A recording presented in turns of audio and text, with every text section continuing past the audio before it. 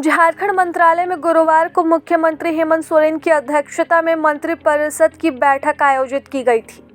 इस बैठक में कुल 27 प्रस्तावों पर कैबिनेट की स्वीकृति हुई। हालांकि नगर निकाय चुनाव के कारण लागू आदर्श आचार संहिता के चलते बैठक के लिए फैसलों की औपचारिक प्रेस ब्रीफिंग नहीं हो सकी। बैठक में वरिष्ठ खिलाड़ियों को पेंशन देने की योजना को नए सिरे से व्यवस्थित करने का फैसला लिया गया। अब अंतर्राष्ट्रीय और राष्ट्रीय स्तर की प्रमुख खेल प्रतियोगिताओं में पदक जीतने वाले खिलाड़ियों को पेंशन देने का दायरा बढ़ा दिया गया है।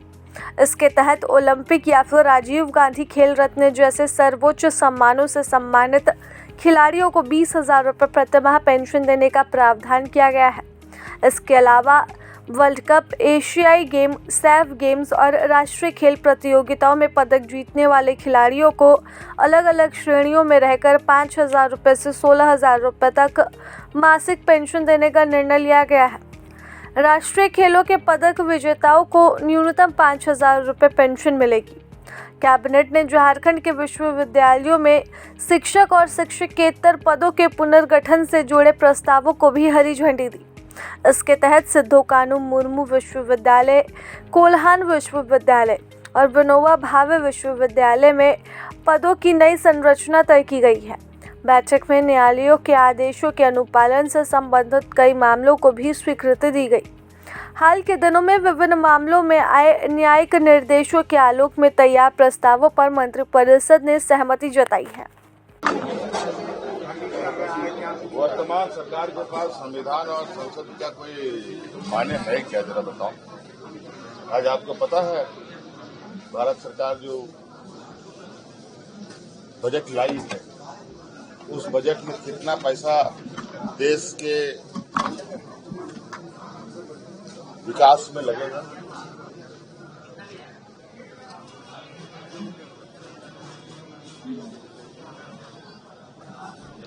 पूरे देश में भुखमरी की स्थिति खड़ी हो जाएगी। आज जो देश का मजबूत स्तंभ रहा है कृषि का क्षेत्र, उसको भी विदेशी बाजारों के लिए खोल दिया गया।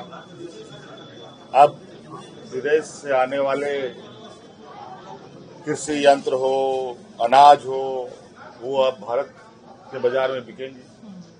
अब यहाँ के क्या किसान उनके साथ कंपटीशन कर पाएंगे? ये तो स्थिति है। और बाकी व्यापार जगत का क्या होगा वो तो व्यापारी लोग बताएंगे, लेकिन मूल रूप से हम लोग जो किसान मजदूरों को बात देखते हैं बहुत करीब से, उनका क्या हश्र होने वाला है केंद्र की नीतियों से, और उनके नीतियों पर बात करने पर मनाही है वहां पर।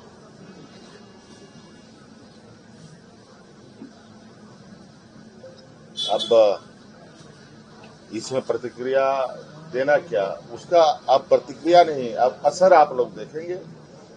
देश दुनिया में वर्तमान सरकार के द्वारा उठाए जा रहे कदमों का प्रभाव देश के किसानों पर, देश के मजदूरों पर, छोटे मझोले उद्योगों पर और आदिवासी दलित तो है ही सबसे मुख्य टारगेट पर। सर, कोयला और खनिज भी मांगा हुआ है इस बजट में, उससे कितना इफेक्ट होगा अपने झारखंड?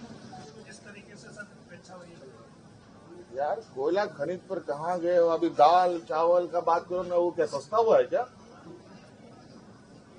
पढ़ने लिखने वाली चीजें, पहनने वाली वस्तुएं, क्या वो सस्ता मिल रहा है क्या? अब कोयला पे चले गए हैं, लोहा पर चले गए हैं, सोना चांदी पर चले गए हैं। अब इन वस्तुओं की हालत तो देख लीजिए, तब हम उस पर बात करेंगे। प्रभातखबर.com, विश्वास वही, रफ्तार नहीं।